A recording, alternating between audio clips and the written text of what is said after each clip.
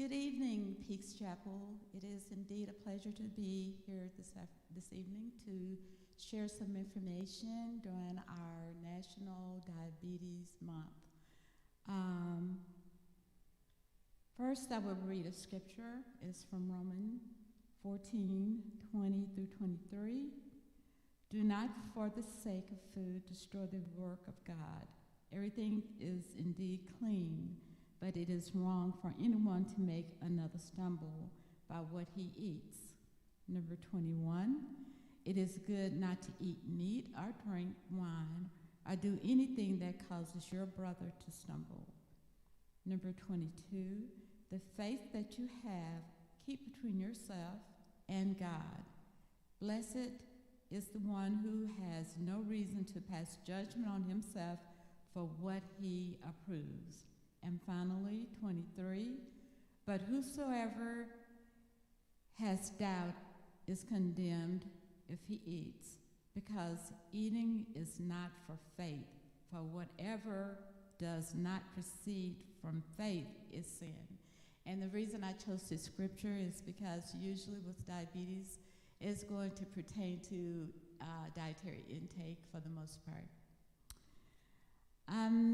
To begin with, I am here today, I'm going to discuss Prediabetes, which is the focus this year for the National Diabetic Association. And I'm also going to give you some information on how Covet has an impact on patients who are diabetics. Okay. November is National Diabetic Month, a time when communities comes together to team up to bring attention to diabetes. As I say, this year it is focused on prediabetics. Prediabetics are patients who are running, people who are running slightly elevated blood sugars, anything between 120 to 150. And oftentimes they're not aware that they are running these elevated blood sugars until they go into the doctor, have a physical exam, or what have you. But whenever you start running elevated blood sugars, you are somewhat a pre-diabetic. And at that time, you want to make sure that you start taking measures or doing things to prevent or decrease the possibility of you becoming a diabetic type 2. There are no clear symptoms of prediabetes. So you may want to may have it and not know it. You might have it and not know it. But before people develop type 2 diabetes, they almost always have prediabetes. Prediabetes is a serious illness where your glucose levels are higher than normal, but not high enough to be diagnosed as a diabetic type 2.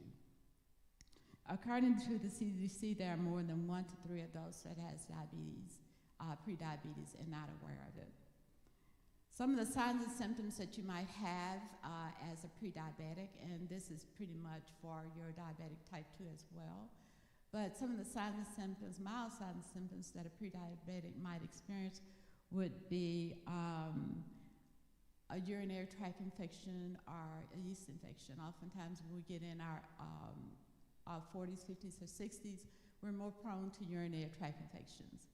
Oftentimes they will go to the doctor and they are diagnosed with the urinary tract infections, but the thing about having a urinary tract infection, that will cause the blood sugar to be more elevated. As the infection gets worse, then the blood sugar goes higher. So you definitely want to pay attention to that if you think you have urinary tract infection or yeast infection. You also will have increasing urination. Oftentimes people will get up throughout the night, 2 to 3 times a night, or during the day even, after they've had a meal, and they notice that they are going to the bathroom just back and forth, back and forth. And if you're experiencing frequent urinations, that's one of the things that you definitely want to take notice to. Increase in appetite. When a patient is experiencing elevated glucose level or even low glucose levels, they could be complain about being very hungry. And all they want to do is eat and eat and eat. They might have just had a meal, but yet still their body is requiring them to eat more. which is not quite normal because, once you eat, then you should be satisfied at that point. But if pre-diabetics or diabetics, oftentimes appetite increases. You might have excessive thirst. And usually thirst comes from when, because of the excessive urination, because with the excessive urination, your kidneys are trying to get rid of the glucose. And the more it tries to get rid of glucose, you're going to urinate more because it's trying to flush the glucose out of the body. So if you're experiencing thirst, that's probably because you have been experiencing excessive urination. And also, along with the thirst, you could also become dehydrated, as well as your electrolytes could become imbalanced, which is going to make you very tired and very fatigued. So if you notice that you are thirsty, urination, and also feeling tired and exhausted, make sure you follow up with your doctor. You could also have mood swings.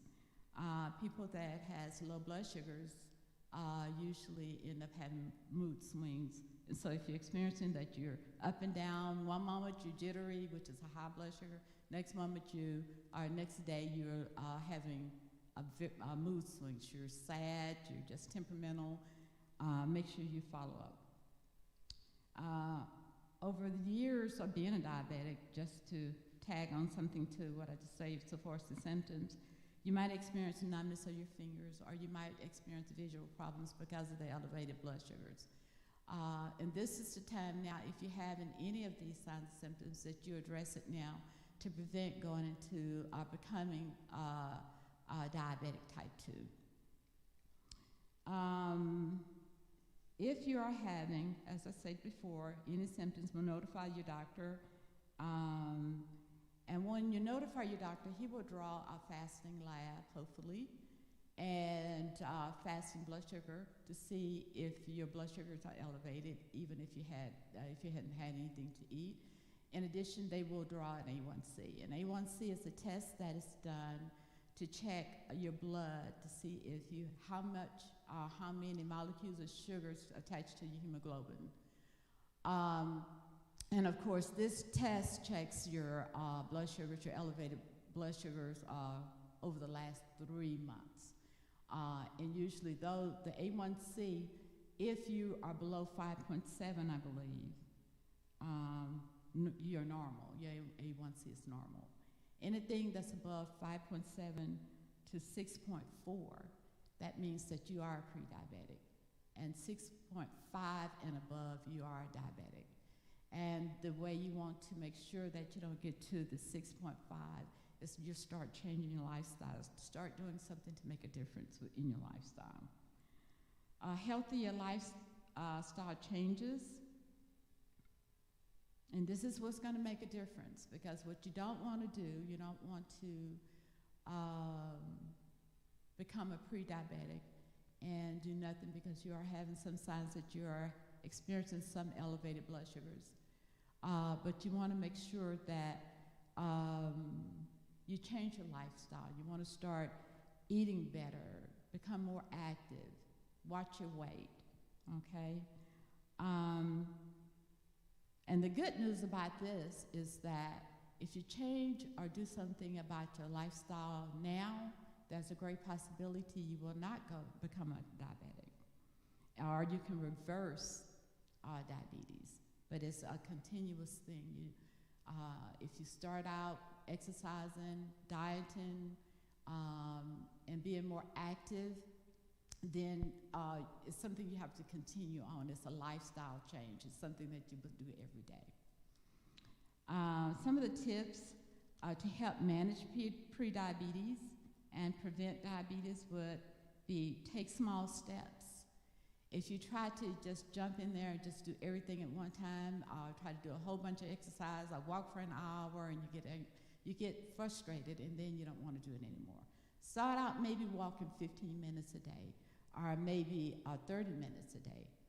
But make sure if you're going to walk 15 minutes a day, try to do it every day if possible.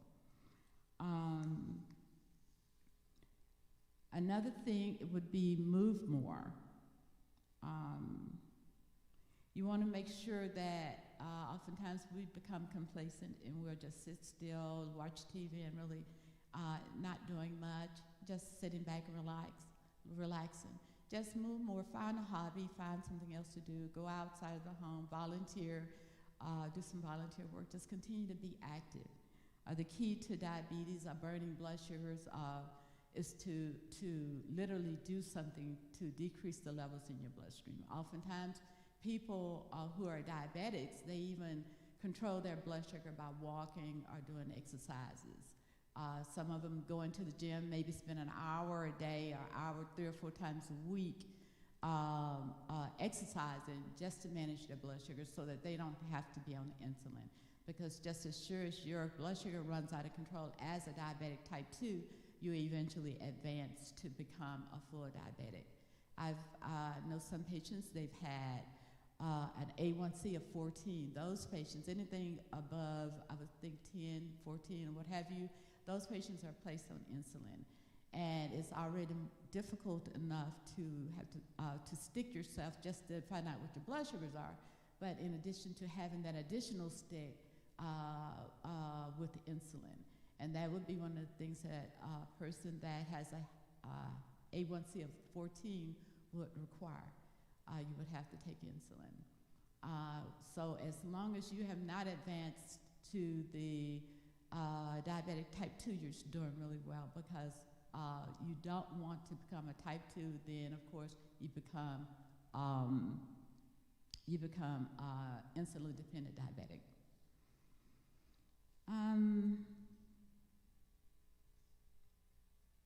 Okay, you want to make sure that eat to win. Everybody, everyone, body is different, and of course, food will respond different to everyone else. I might eat a cookie and it doesn't bother me; it doesn't bring my blood sugar up. Whereas someone that is pre-diabetic might eat that same cookie and their blood sugar is up to 200. Make sure that you be mindful as to your portions. I was reading when I was getting my information together that there is such thing as a diabetic plate method. And the diabetic plate method is that you visualize a plate, cut it in half of the vegetables, a fourth of it with carbohydrates, because you still need your carbohydrates, because that's what produces the energy, as well as your protein. And a fourth of it will be protein. So whenever you get ready to prepare your meal, you want to make sure that you want half of it, the healthy vegetables, not the starchy vegetables, but the healthy vegetables that doesn't have starch in it. And you're going to have a fourth of the carbohydrates, and then you're going to have a fourth of the plate with proteins, meats. Make sure that you lose weight and track your weight. It's always good to lose 5 or 6 pounds when you're diabetic. The weight loss alone will decrease the glucose level. So what you want to do, you want to make sure you lose weight and track it. And of course, the additional activity of walking and watching your diet, that would help you to lose weight. Seek support. It is possible to reverse prediabetes. Just make sure, as long as you have a plan in place, you're tracking your progress and getting support from the healthcare professional and also your loved ones. Always involve your family, because they're the ones that's going to help you stay on track.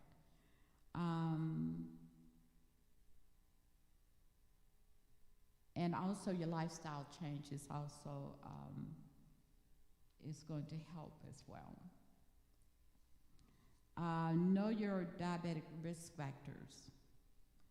These are, I looked at when I was researching my information, I looked at the risk factors, because oftentimes our church family, as well as many people, already have some of the risk factors. And to know these risk factors are only going to help decrease the possibility of you becoming a diabetic, or make you aware that you need to at least follow up with your doctor to check to see if you have diabetes. Early detection of diabetes is proven to prevent life-altering complications like stroke, vision impairment, kidney disease, and people at risk for having diabetes increases. The next couple of things that I'm going to share with you would be the high-risk factors that causes diabetes, or the things that could possibly contribute to you becoming a diabetic. That's to begin with gestational diabetes. Gestational diabetes is discovered usually when a mother is carrying a child, and what happens is that they have a fasting blood sugar, and that blood sugar is elevated, which will ultimately produce a pretty large baby. So if you have gestational diabetes, you want to make sure that you follow up with your doctor and keep an eye on your blood sugars to make sure that your blood sugars aren't elevated. If you're over 45 years old, anytime you're over 45 years old, usually that's when most people find out that they are diabetics. And usually it's going to be the diabetic type 2.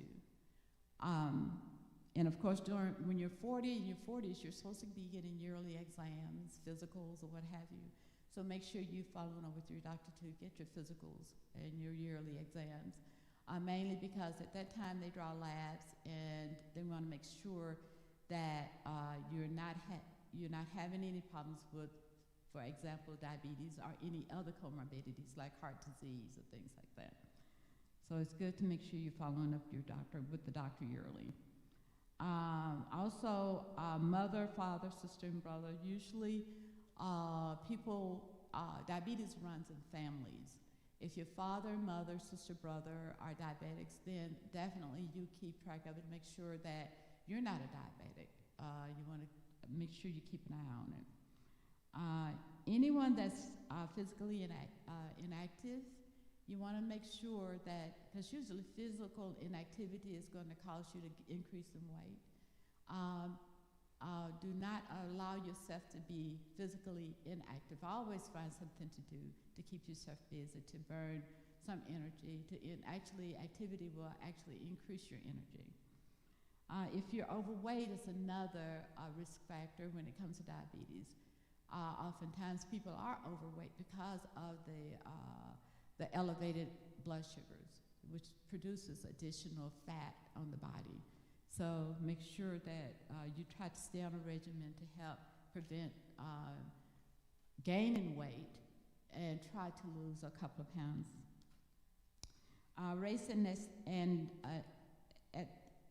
Race also plays a role in as well, like our African American population. They are usually high risk for diabetes because of our diet,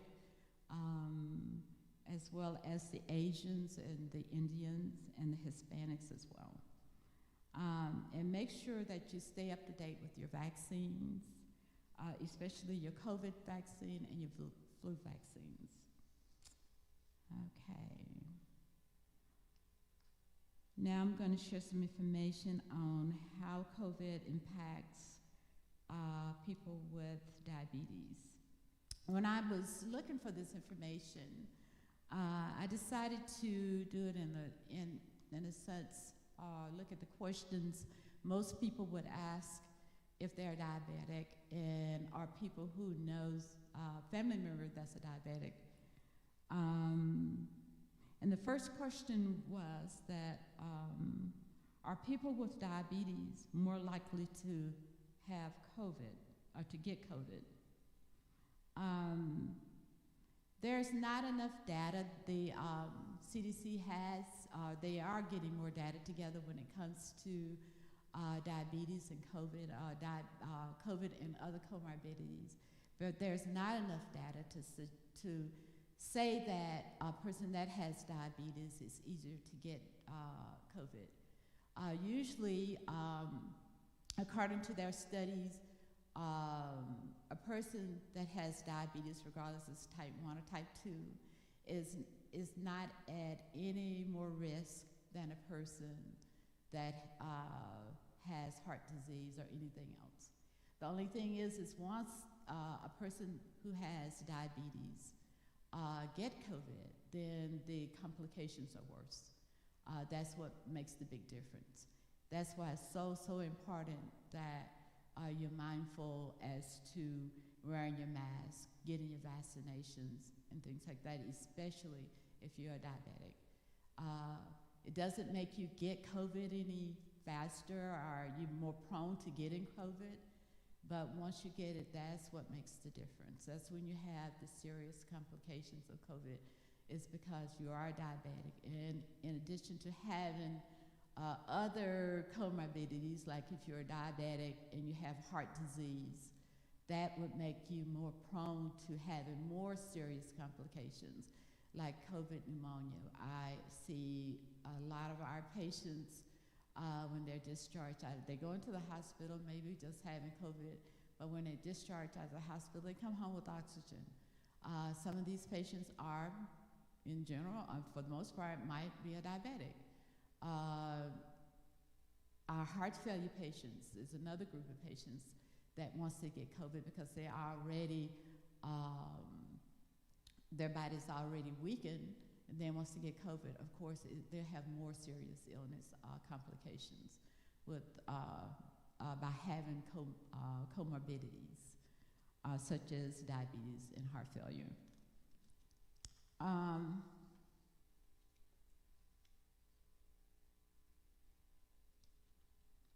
Okay, the next question would be, do people with diabetes have a greater chance of serious complications, which I've already covered, and they definitely do. And I guess the bottom line when it comes to the complications, you want to make sure that if you are diabetic, one of the things that you can do is to make sure you keep your blood sugars under control. You want to make sure that you're taking medications as prescribed. And first and foremost, you want to make sure you're checking your blood sugars daily. Because if you're running a high blood sugar and you get COVID, then you're definitely going to get sicker. Because oftentimes diabetics, when they get an infection, such as pneumonia, it causes the blood sugar to run higher. And as the blood sugar runs higher, the infection gets worse. So what you want to do is make sure you keep it controlled now or before you even get something like COVID or anything else, actually. You want to make sure you keep it under control, checking it and doing what you're supposed to do, and make sure you're following your diet and getting your exercise in. Are the risks different from people with diabetes 1, type 1, or type 2? No, there's no difference. The only difference in a type 1 diabetic is that they pretty much doesn't have any insulin production. And of course, they are on probably more insulin because their pancreas is not putting out enough insulin. And the diabetic type 2, they actually have some insulin production. So therefore, they're still, again, they will develop the more serious complications as the diabetic type 1, type 2, it doesn't matter. It's just the complications once they get it, but it doesn't make them more prone to getting COVID. The risk factors, the risk and warning signs of COVID. Is COVID different from the seasonal flu? Yes, COVID is different from it. You get sicker. You get much sicker. The seasonal flu, you typically, most often is not going to be admitted to ICU for one. But with the COVID, especially with different comorbidities like heart disease, if you're immune suppressed, or you have diabetes, you definitely will have more serious complications versus someone that just gets the flu. Usually the flu is just going to make you feel bad, and you're going to have a fever or cough or what have you, but typically few people enter the hospital or go into the hospital just from having the flu. But patients who are more at risk of developing more serious complications is going to be the COVID patients, people who has COVID. What are the symptoms and warning signs you should be watching out for? Okay, there are a wide variety, a wide range of symptoms, ranging from mild symptoms to severe. Symptoms may appear 2 to 14 days after you're exposed to the virus. The potential Covet symptoms include fever, chills, cough, shortness of breath, difficulty breathing, fatigue, muscle or body aches, headache, new loss of taste or smell, sore throat, congested or runny nose, nausea, vomiting, diarrhea. And of course, these are symptoms that, some of these symptoms you actually have when you have the flu or you have a common cold. So if you think that you have, possibly if you have COVID and you've been exposed to COVID, what you want to do, you want to make sure you follow with your doctor and let them check you or test you for COVID. What should you do if you think you are developing symptoms of COVID? Call your doctor. Make sure for diabetics, when you call your doctor, make sure you have your readings available. Make sure that if you take your ketones, you have your ketones reading available. And keep track of your fluid intake because they will need to know all of that. Be clear as to what your symptoms are. If you're having fever, tell them how long you've been having fever. Keep a thermometer at home since we know the COVID is out there. And one of the signs is that you might have a fever. And they have all types of thermometers now. You even have the little ones to read on the head. And of course you have your oral thermometer and you have your digital thermometers, all sorts. Make sure that you ask questions. Once you call your doctor and you think you have COVID, just make sure that you're asking a lot of questions. That's what they're there for. You know, they can write your questions down before you call them, so you know exactly what you should ask, what you should do, when you should do it. You know, you have to be informed. If you're not informed, then you're just going to you will possibly get sick, end up in the hospital. So you want to make sure that you ask as many questions as possible. What are the emergency warnings? The emergency warnings are the warnings that you would definitely want. Don't waste time calling the doctor. You want to go into the emergency room to let them check you over. But emergency warnings would be difficulty breathing or shortness of breath, persistent pain in your chest, new confusion, because I know a lot of people say they have brain fog as a result of having COVID, and that's a real thing, the brain fog, especially for some of the patients that has had COVID. But if you notice that you're a little bit more confused, because oftentimes with infections, and we're going to pull diabetes in there, with the infection and diabetes, it's going to cause you to be more confused. So if you notice that you're more confused, or if you've been confused before and you're more confused more than usual, you definitely want to follow up in the emergency room. And usually you're not going to notice it, the family would. Inability to wake or to stay awake, usually when you're running a fever, it's going to make you more sleepy, and you're not going to be as alert. If you're not feeling well or you have an infection, you're not going to be as alert, because whenever you feel bad or you're sick, you're going to sleep a little bit more. So if your family notices that you're sleeping, or if you're a caregiver, make sure you take that family member into the emergency room.